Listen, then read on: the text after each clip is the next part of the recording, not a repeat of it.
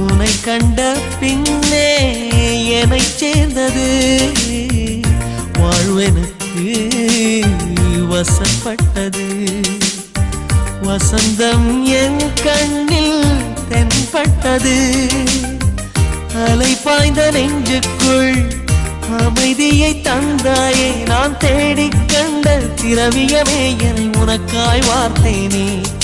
என் ஜீவன் முழுதும் வாரி தந்து உன் உயிரை காப்பேனே.